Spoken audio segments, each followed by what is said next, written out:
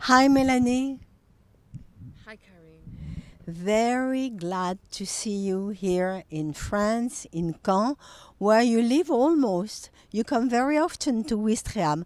Can you please remind me why you come so often in Normandy, where you come from, and what kind of music you're making? Well, it's a pleasure to talk to you, and thank you so much for having me as an invited guest. And I come to Normandy often because first of all, I love it. And it was the first time my family had a holiday outside Ireland, was in Deauville. And it was a holiday to remember always. So maybe there's a special thing about that memory is resonating.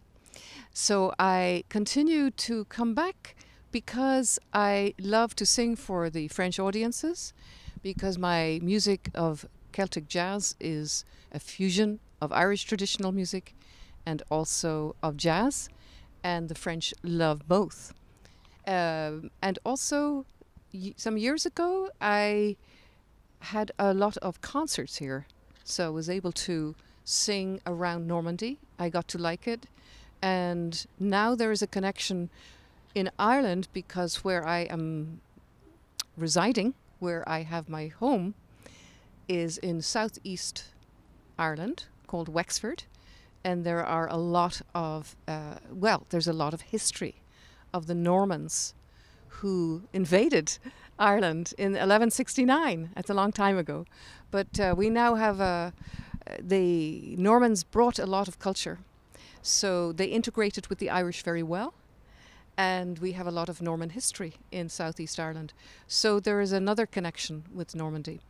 My music of jazz and Celtic began a long time ago with inspired by seeing other musicians, both traditional and jazz, in a folk club when I was in my early teens.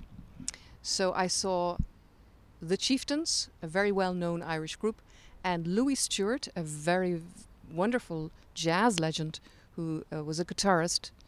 Unfortunately, he's passed away now. But he and his trio were on the same night, a very special concert when I was about 11 years of age. And I saw they made music together. So they jammed together, if you like. And that was an inspiration to me to someday I will do the same. I will put the two traditions together. So that's what I do. And I love both traditions. Well, you mix both traditions with such power, with such fantasy, such intelligence. Your last performance that I was lucky enough to contribute to included a song referring to Ulysses of James Joyce. So you are also a very literary artist. Yes. You are a singer, you are a musician, you are a poet because you write songs, and you also have an incredible culture. Can you say a few words, not only about the cultures that you are mixing, but also about the mark, what is really specific to your inspiration, what makes you want to keep on writing songs, singing songs, being in front of audiences? What kind of feeling do you want to transmit through your art? Des bonnes questions. Thank you so much. Well, firstly, I was very inspired to write more from the culture we have in Ireland with James Joyce, for example, because I was brought up in a family of theatre, music and literature. So the arts are very important in my family, and I was brought up with that. So that's why, and for example, I love dance as well. So that's another reason why we are collaborating, and I am enjoying it. And you know, it's an honor to be collaborating with you, Karine. And so that is, the arts is so special for civilization. Now, the James Joyce inspiration came from Ulysses, because Ulysses is an incredible epic journey, but James Joyce called upon not only the Ulysses, the Greek stories, but the Irish mythological stories too. And he writes that in letters. Therefore, that gives me inspiration to dig deep into our own Irish culture and history and myths. So that is one inspiration, as Ulysses, Molly Bloom, James Joyce. But I also am very inspired by Irish poetry and Irish Gaelic poetry too, because the Gaelic poetry is very, very deep and the language is very old, and the language is very beautiful and is very rhythmic. So everything I like about music is in the language. I was taught in school a long time ago, but I'm not fluent in speaking Irish, but I do know how to sing in Irish. I was given a great coaching by a teacher who was an Irish language speaker and also a singer, but an opera singer. But she taught me how to sing in Irish Gaelic. So she gave me what we call a blas, a goût, a taste, and when I speak, she gave me a sense of how to sing it. But my natural sense of rhythm, which I was born with, but also I've developed with experience now, I love rhythm and I love the sound of the language. So I hope that when I sing my songs that are inspired by our deep Irish culture of literature and poetry and history and myth, it's a very rich culture. So I hope that by sharing my songs that I can share with the audience my love and passion for something that brings us further than our daily life. It enriches us. And that's another reason why I so enjoy singing for your dancers and for your choreography, because it helps to broaden the boundaries, yeah, and to push the boundaries. And so it becomes more enriching. And it's I know that I have noticed that every audience that have seen this show and seen the music, heard the music and seen the dance together, they have really enjoyed it. And it's been very interesting for me to see again how the French react. And they don't want to leave the venue. It's lovely. But it's very important that we continue to bring what we can do as artists to enrich our civilization and, first of all, our own communities. Talking about your own community, what is so special according to your very deep feeling? You know, not just social habits, but what is so special about Irish culture? You lived in America, in the United States for a while. You were in Berkeley University, yes, if I remember right. What was not in this American way of life that is in your Irish way of life? Very good questions.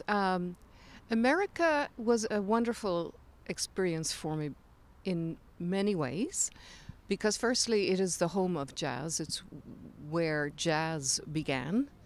Jazz is fundamentally a form that was devised and developed in America by the African American culture firstly, and then of course it's now become a world culture.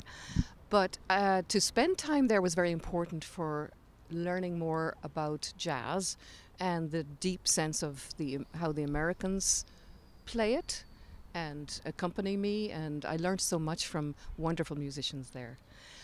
But in turn, the American musicians really liked working with me, because not only because I'm a singer, because very many people like to work with singers, but because of the fact that I was doing something different, and that Celtic jazz, and that I was drawing on from my own culture. And so the Americans really understood that. It was very interesting. They just got it. And so they wanted to bring their culture to support mine. And so that's why I really enjoyed working with so many musicians there, and in fact wrote songs there, collaborating with musicians such as Frank Martin and John Burr.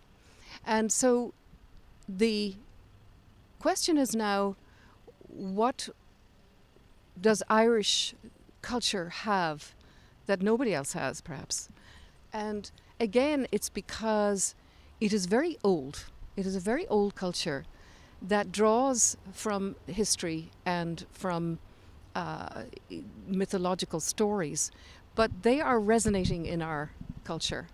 And we have, thousands of years later, we still continue that in a different way. Of course, it's a long time ago, but the depth of the Irish culture is very deep, because literature, poetry, music, and singing goes way, way back and was a very, very important part of the tribes.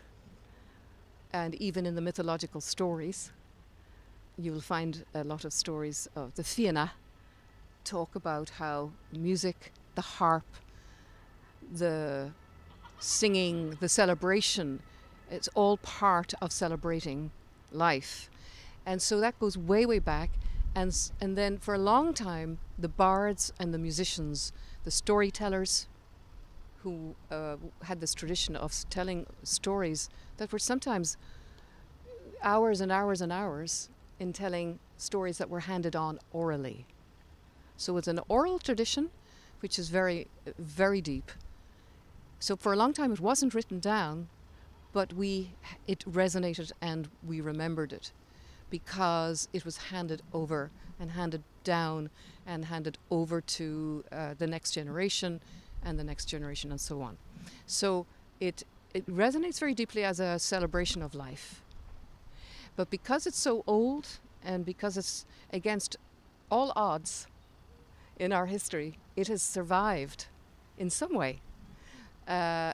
This is why I think people like to really love to partake in it and to listen to it, because it's local in a sense. It's particularly an Irish culture with, as I mentioned, the Gaelic language, the music that is particularly Irish, although of course it has its times of melting with Scottish, for example, Scottish in Ireland, but also when the Normans came again, some mélange with the rhythms, but specifically it's still Irish.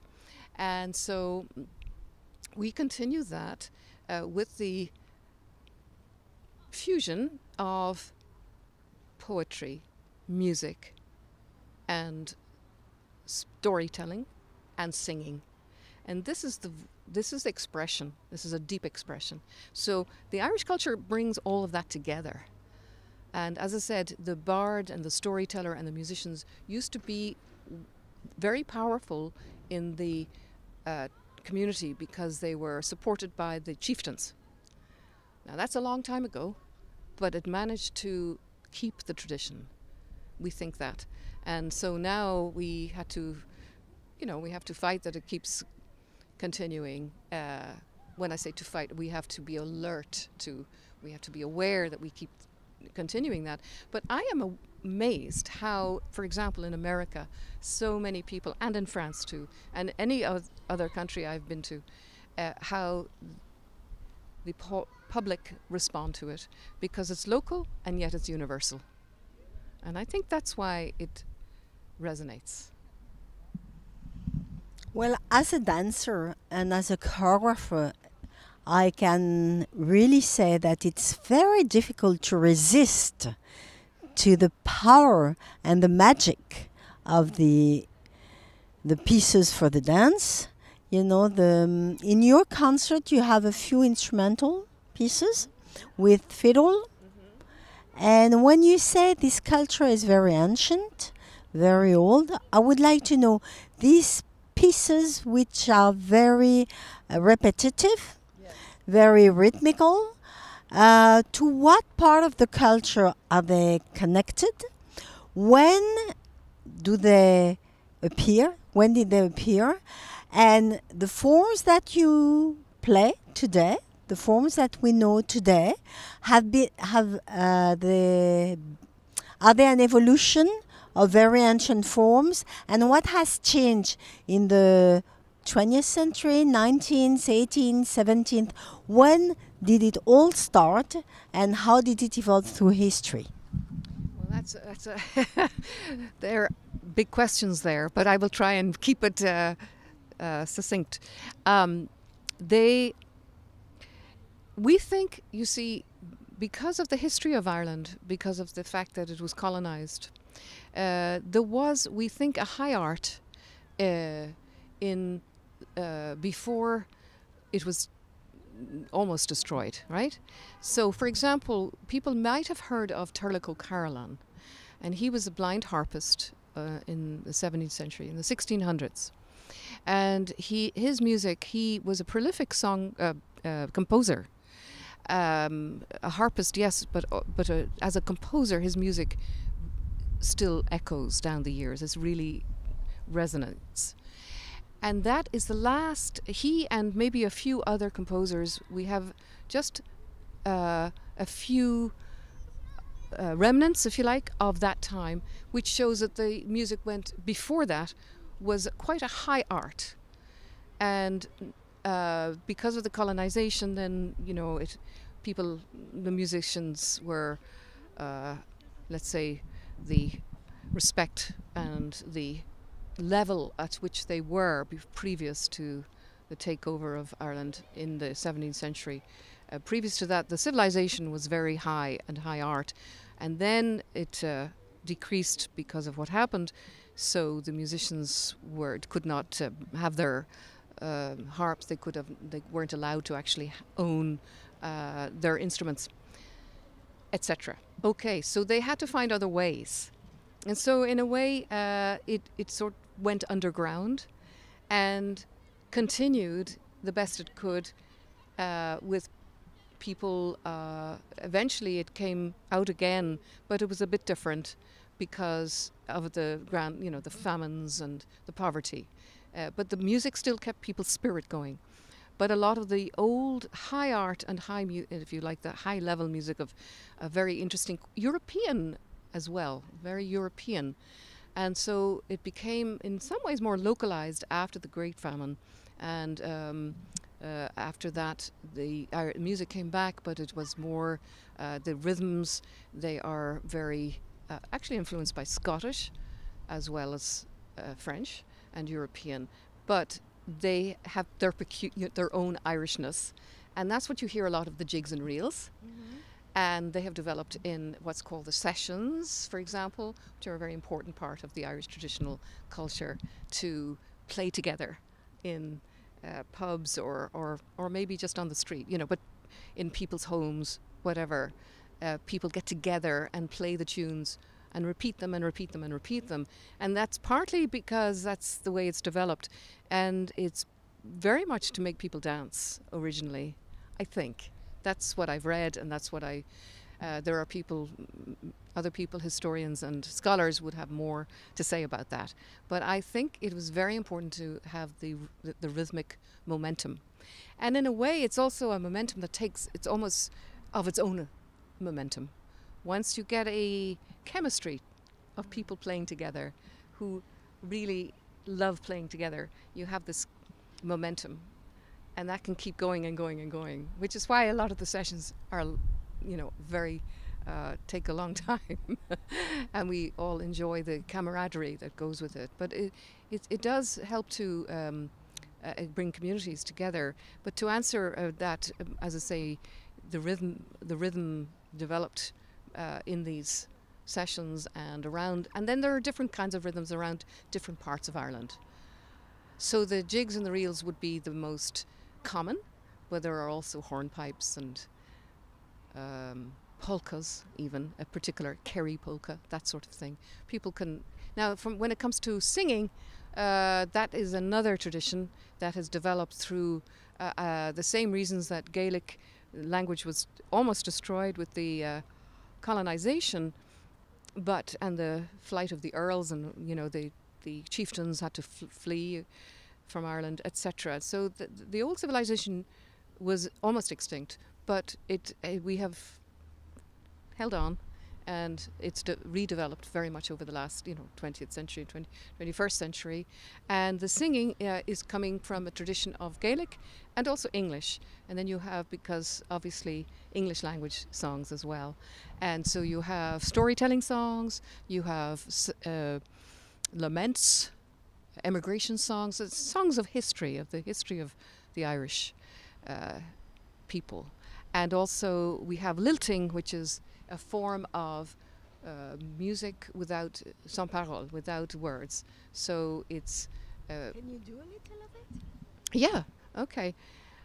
Diddly-at and do-da-diddle-daddle-diddle-dum, diddly-at and diddly-at and diddly-at and diddly-dum, do diddly-at and do-da-diddle-daddle-diddle-dum, diddly-at and diddly-at and diddly-at and dum, do diddly-at and do-da-diddle-daddle-diddle-dum, diddly-at and diddly-at and diddly-at and diddly-dum, do diddly-at and do-da-diddle-daddle-diddle-dum, diddly-at and diddly-at and diddly-at and dum, do diddly-at and do-da-diddle-daddle-diddle-dum, diddly-at and diddly-at and diddly-at and diddly-dum, do diddly-at and do-da-diddle-daddle-diddle-dum, diddly-at and diddly-at and diddly-at and dum, do diddly-at and do-da-diddle-daddle-diddle-dum, diddly-at and diddly-at and diddly-at and diddly-dum, do diddly-at and do-da-diddle-daddle-diddle-dum, diddly-at and diddly-at and diddly-at and dum. Merci beaucoup. This was a great performance where you were singing this way. Just one last question, which is, what are your next plans? My next plans are that I will come back to Ireland and then come back to France and do more work on my Celtic jazz and record more. Thank you so much, Karine.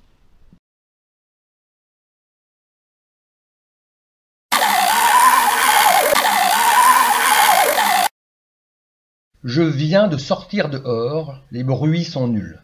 Nulle part les allongés ont bougé vers le ciel et vers les arbres, vers ce coucher, enfermé. Ils sont passés, et après, le puits s'est retourné.